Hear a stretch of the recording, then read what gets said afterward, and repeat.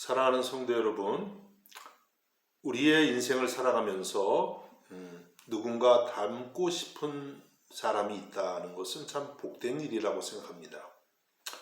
제가 중학생 때 스케이트가 생겨서 스케이트를 배우게 되었습니다. 겨울방학이 되어 동네 스케이트장을 갔는데 어떤 어르신이 뒷짐을 지고 스케이트를 너무나 멋있게 탔습니다. 저는 그분의 뒤를 졸졸 따라다니면서 흉내를 내면서 스케이트를 배웠습니다. 얼마쯤 지나서 이제 좀 자신이 생겼습니다. 그래서 부모님께 제가 스케이트를 정말 잘 탄다고 이렇게 자랑을 했습니다. 부모님이 스케이트장에 오셨습니다. 저는 있는 품 없는 품 다 잡아가면서 스케이트를 탔습니다. 몇 년이 지나서 어머님께서 말씀하시기를 스케이트를 하도 잘 탄다 그래서 가봤더니 스케이트 신발이 얼음에 누워서 가더라고 이런 말씀을 하셨습니다. 어쨌든 저는 그 스케이트를 정말 멋지게 타는 분의 모습을 흉내내면서 스케이트에 입문할 수가 있었습니다. 사실 우리의 삶에서 우리가 스스로 창조하는 일은 거의 없는 것 같습니다. 처음에는 모방을 하다가 나중에는 그것이 점점 내 것이 되는 것이죠. 문제는 이만하면 됐지 라고 하는 생각입니다. 그렇게 되면 우리의 성장은 멈추고 말게 되는 것이죠. 신앙생활도 마찬가지입니다. 계속 배워가야 합니다. 우리 주변에 잘 믿는 분들을 보면서 배워가야 합니다. 이런 말씀을 드리면 배울 수 있는 분들이 별로 없는 것 같은데요. 아닙니다. 마음을 낮추면 사실 배울 분들이 많이 있습니다. 그분들이 완전치는 않지만 충분히 배울 수 있는 그러한 신앙을 갖고 있는 분들이 우리 주변엔 참 많습니다. 또 우리는 성경에 나오는 여러 신앙의 인물들을 보면서 배울 수 있어야겠습니다. 그런데 우리가 온 마음을 다해서 존경하고 또 모방하고 본받아야 할 완전한 본인이 계십니다. 바로 예수 그리스도십니다. 예수님은 우리에게 완전한 본으로 이 땅에 오셨습니다. 그래서 예수님은 우리의 경배의 대상인 동시에 우리가 따라가야 할 우리의 완전한 본, 우리의 완전한 스승이 되십니다. 신앙생활이란 무엇입니까? 신앙생활은 이와 같이 예수님을 닮아가는 과정이라고 하겠습니다. 주님의 사랑과 용서, 섬김과 희생, 온유와 겸손, 용기와 담대함, 말씀에 대한 지식과 지혜, 또 아버지에 대한 신뢰와 사랑, 하나님 아버지와의 깊은 교제 등을 주님을 보면서 배워가는 것입니다. 특히 우리가 지금 살펴보고 있는 빌립보서에는 예수님의 겸손이 강조되고 있습니다. 바울 사도는 예수님의 겸손을 배워서 서로 하나 되는 공동체를 이루라고 말씀하고 계십니다. 우선 사도 바울은 그리스도의 본을 말씀하시기 전에 그리스도를 통해 받은 은혜를 상기시키고 있습니다. 한 절씩 살핍니다. 1절과 2절입니다. 그러므로 그리스도 안에 무슨 권면이나 사랑의 무슨 위로나 성령의 무슨 교제나 긍휼이나 자비가 있거든 마음을 같이하여 같은 사랑을 가지고 뜻을 합하며 한 마음을 품어 이렇게 말씀하고 있습니다. 이 말씀의 뜻은 우리가 예수 그리스도를 통해서 많은 은혜를 받았다는 것입니다. 먼저는 권면을 받았다고 했습니다. 이 권면은 격려라고 그렇게 번역할 수가 있겠습니다. 우리가 예수님을 믿으면서 많은 격려를 받았다는 것이죠. 여러분, 우리가 세상 사람들과 비교해서 또 특별한 유익이 무엇이겠습니까? 우리들도 병에도 걸리고 또 가난해지기도 합니다. 그런데 우리가 세상 사람들과 비교해서 유익한 것은 비록 우리가 쓰러지고 낭망할지라도 우리에게는 우리를 일으키시는 주님이 계시다는 것이죠. 예수님은 우리가 낭망하고 있을 때에 그분의 성령으로 찾아오셔서 용기를 주시는 분입니다. 예수님은 자신을 3번씩이나 부인하고 떠난 베드로를 찾아오셔서 용기를 주셨습니다. 다시 해봐, 이렇게 말씀하시는 것입니다.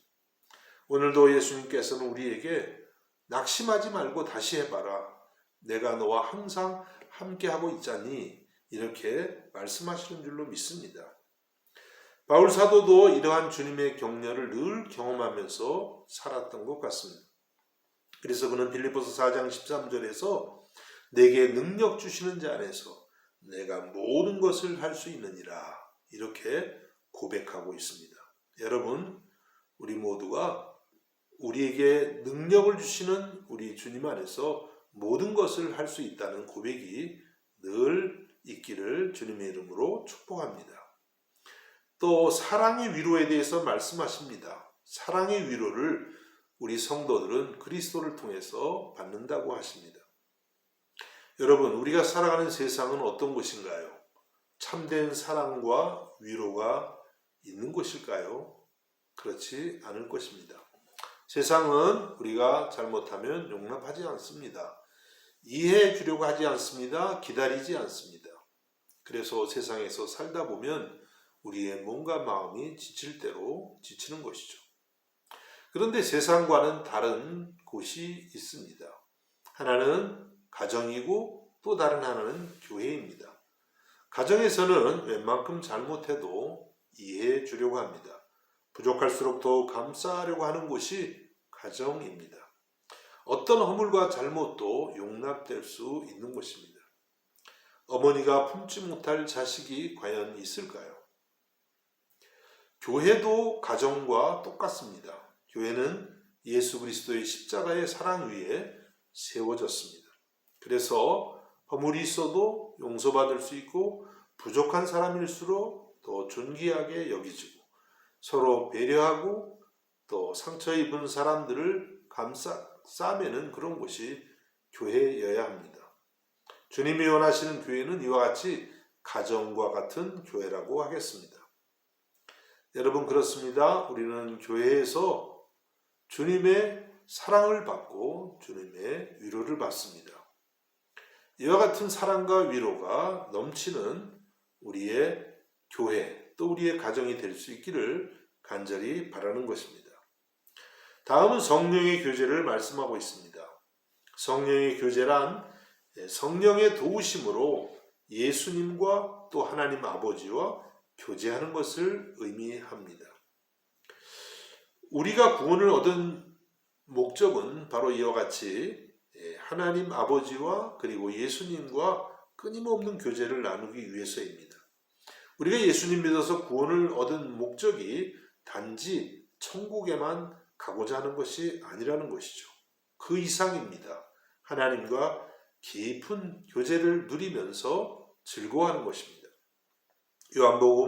요한일서 1장 3절에 보니까 우리가 보고 들은 바를 너희에게도 전함은 너희로 우리와 사귐이 있게 하려 함이니 우리의 사귐은 아버지와 그 아들 예수 그리스도와 더불어 누림이라. 사도 요한은 말씀합니다. 우리의 사귐은 아버지와 그 아들 예수 그리스도와 더불어 누림이라. 여러분, 우리들도 이와 같은 누림이 있기를 주님의 이름으로 축복합니다. 우리는 이와 같은 하나님과의 깊은 교제를 통해서 그분의 긍휼과 그분의 자비를 경험하고 또 우리 자신도 긍휼과 자비가 있는 그런 성품으로 변화되는 것입니다. 여러분, 이와 같이 하나님은 우리에게 많은 은혜를 주셨습니다. 오늘 여기 본문에 말씀한 것처럼 격려를 주셨고 사랑의 위로를 주셨고 성령의 교제를 통해서 긍휼과 자비를 주시고 계십니다. 자, 이런 은혜를 하나님이 주시는 이유가 무엇일까요? 그냥 우리 혼자서 체험하고 만족하라고 하는 것일까요? 아닙니다. 오늘 말씀 2절에 마음을 같이하여 같은 사랑을 가지고 뜻을 합하여 한 마음을 품으라고 말씀하고 계십니다. 우리가 이와 같은 은혜를 받았다면 이제 우리가 할 일은 우리의 마음을 서로 같이 해서 같은 사랑을 가지고 뜻을 합해서 한 마음을 품으라고 것입니다. 여러분, 우리가 하나 되지 못하는 이유가 어디에 있을까요? 우리가 받은 놀라운 은혜들을 잊어버렸기 때문입니다. 내가 얼마나 하나님으로부터 많은 은혜를 받았는지, 얼마나 많은 위로를 받았는지 이것을 잊어버릴 때에 우리는 다른 사람을 용납하기가 어려운 것입니다.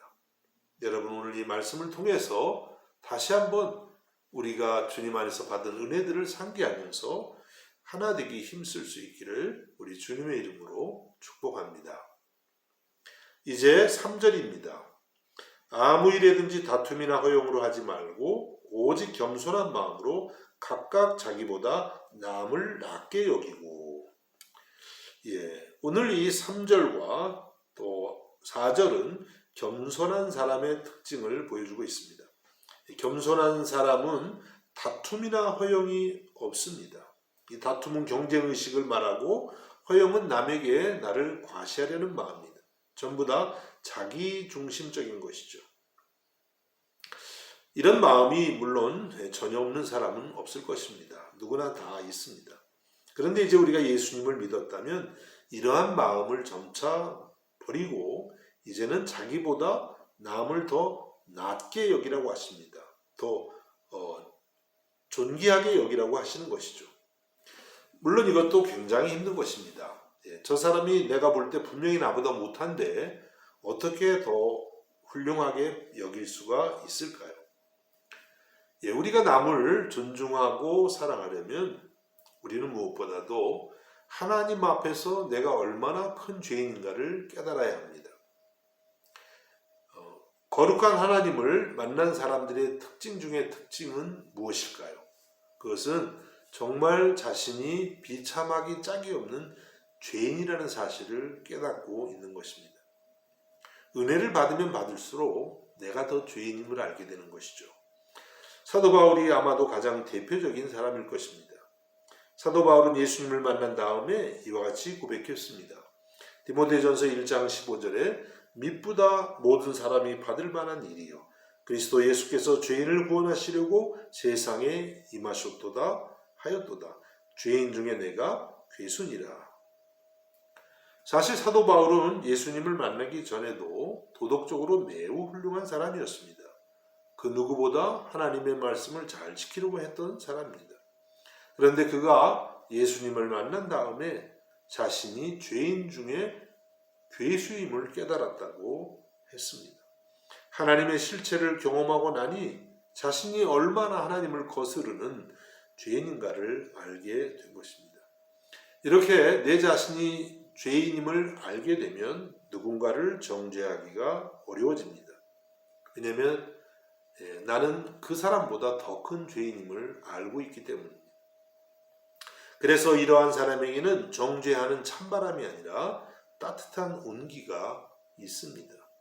여러분, 이와 같이 우리들도 우리의 연약함을 깨닫고 따뜻한 사람이 될 수 있기를 바랍니다. 남을 나보다 더 높이 여기는 그런 사람이 되어서 우리가 있는 곳에서 하나를 이루어갈 수 있기를 주님의 이름으로 축복합니다. 4절입니다.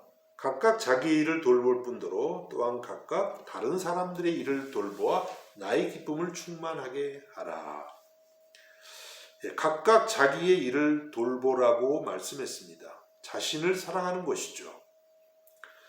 왜냐하면 자기를 사랑하는 사람만이 남을 진정으로 바르게 사랑할 수 있기 때문입니다. 어떻게 나를 사랑할 수 있을까요?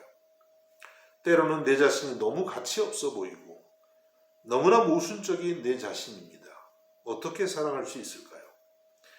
우리는 나의 있는 모습 그대로 받으시는 하나님의 사랑으로 나를 사랑하기를 힘써야 됩니다. 여러분, 하나님은 여러분을 사랑하시되 여러분의 선함이나 여러분의 능력을 보고 사랑하시지 않습니다. 여러분 있는 모습 그대로를 사랑하십니다. 그래서 로마서 5장 8절에 보니까 우리가 아직 죄인 되었을 때에 그리스도께서 우리를 위하여 죽으심으로 하나님께서 우리에 대한 자기의 사랑을 확증하셨느니라. 여러분, 하나님이 여러분을 사랑하실 때는 의인일 때가 아니라 죄인일 때라고 합니다. 하나님 이와 같이 우리를 무조건적으로 선택하시고 사랑하시는 분입니다. 여러분, 우리도 이와 같은 사랑으로 나를 사랑하고 또 그 사랑이 이어져서 우리의 형제와 자매들을, 우리의 가족 구성원들을, 이웃들을 사랑할 수 있기를 주님의 이름으로 축복합니다. 이제 5절입니다. 너희 안에 이 마음을 품으라. 곧 그리스도 예수의 마음이니. 사도 바울은 이제 우리가 본받아야 될 최고의 본을 말씀합니다. 바로 예수님의 겸손한 마음을 말씀하고 있습니다. 바울 사도께서는 우리 안에 예수님의 마음, 곧 겸손한 마음을 품으라고 말씀하고 계십니다. 여러분, 예수님을 생각할 때 어떤 이미지가 떠오르시나요? 혹시 무서운 이미지? 혹시 독재자적인 이미지? 엄한 이미지? 그런 게 떠오르지 않습니까? 예수님의 가장 대표적인 이미지는 온유와 겸손이라고 하겠습니다. 마태복음 11장 29절에 예수님께서 말씀하십니다. 나는 마음이 온유하고 겸손하니 나의 명예를 메고 내게 배우라. 그리하면 너희 마음이 쉼을 얻으리니. 예수님의 마음의 중심은 온유하고 겸손한 마음입니다. 그래서 우리가 예수님을 닮았다, 이런 뜻은 그 사람이 참 온유하고 겸손하다, 이런 뜻이 되겠습니다. 여러분, 이와 같은 주님의 마음을 사모하면서 날마다 닮아가기에 힘쓸 수 있기를 간절히 바랍니다. 그 다음에 이제 오늘 본문 6절에서 8절은 예수님의 온유와 겸손이 어떻게 실제적으로 나타났는지를 말씀해 주고 있습니다. 우선 6절과 7절입니다. 예수님은 근본 하나님의 본체시나 하나님과 동등됨을 취할 것으로 여기지 아니하시고 오히려 자기를 비워 종의 형체를 가지사 사람들과 같이 되셨고. 여러분, 예수님은 하나님의 본체시다, 이런 말씀을 합니다. 이 뜻은 예수님은 하나님과 동등한 분이다, 예수님이 하나님 자신이다, 이런 뜻입니다. 그 능력과 그 권세가 하나님과 동등하다는 뜻입니다. 그런데 예수님은 이 모든 것을 버리고 종의 모습으로 오셨습니다. 왕 중의 왕이신 분이 가장 낮고 낮은 모습으로 오셨다는 것입니다. 그렇습니다. 예수님은 짐승의 구유에 아기로 나시고 가난한 목수의 아들로 우리와 똑같이 자라셨습니다. 사실 예수님의 낮아지심은 우리의 이해 범위를 훨씬 넘어서는 것입니다. 여러분, 창조주 하나님이 얼마나 높고 크신 분인지 과연 우리가 얼마나 이해할 수 있을까요? 100분의 1이라도 이해할 수 있을까요? 쉽지 않다고 생각합니다. 예를 들어서 높은 권력층에 있는 분들의 자리도 우리가 직접 경험해 보지 않으면 그 자리가 어떤 것인지 이해하기가 어렵습니다. 더구나 하나님과 동등한 하나님의 아들의 권세, 이해하기는 더욱더 어렵습니다. 정말 하나님께서 은혜로 가르쳐 주셔야만 조금씩 이해할 수가 있습니다. 주님은 이 높은 권세를 다 버리고 우리와 똑같은 모습으로 낮아지셨습니다. 얼마나 주님이 자신을 낮추었는지 가늠하기조차 어려운 것입니다. 너무나 많이 낮아지셨기 때문입니다. 더구나 8절은 이렇게 말씀합니다. 사람의 모양으로 나타나사 자기를 낮추시고 죽기까지 복종하셨으니 곧 십자가에 죽으심이라. 하나님의 아들이 사람이 되신 것도 모자라서 십자가에 죽기까지 자기를 낮추셨다고 했습니다. 여러분, 예수님 당시 십자가형은 너무나 모욕적이고 너무나 고통스럽고 너무나 또 처참하기 때문에 로마 시민권을 갖고 있는 사람에게는 십자가형을 가하지 않았다고 합니다. 바로 예수님께서 이와 같은 십자가를 저와 여러분을 위해서 지신 것입니다. 예수님의 십자가는 우리에게 두 가지를 가르쳐 줍니다. 하나는 속죄의 은총입니다. 예수님께서 나를 대신해서 피 흘려 주심으로 내 모든 죄를 대속해 주신 것입니다. 또 다른 하나는 우리가 따라가야 할 겸손의 본입니다. 우리는 주님의 십자가를 볼 때마다 주님이 얼마나 자신을 낮추셨는지 그것을 묵상하면서 주님을 닮아가게 되는 것입니다. 여러분, 눈높이 사랑이라는 게 있습니다. 누군가를 사랑할 때 그 사람의 눈높이까지 낮아지라는 것이죠. 예수님도 눈높이 사랑을 하셨습니다. 아니, 어쩌면 눈높이보다 더 낮게, 우리보다 더 낮은 십자가까지 낮아지신 분인 것입니다. 여러분, 이와 같은 주님의 겸손한 사랑을 우리들도 날마다 배워갈 수 있기를 원합니다. 이러한 십자가의 낮아짐을 배울 수만 있다면 우리의 가정도 교회도 사회도 얼마든지 하나를 이루어가게 될 줄로 믿습니다. 여러분, 오늘 우리가 겪고 있는 갈등의 원인이 무엇일까요? 혹시 내가 낮아지지 않아서 겪는 것은 아닌지요?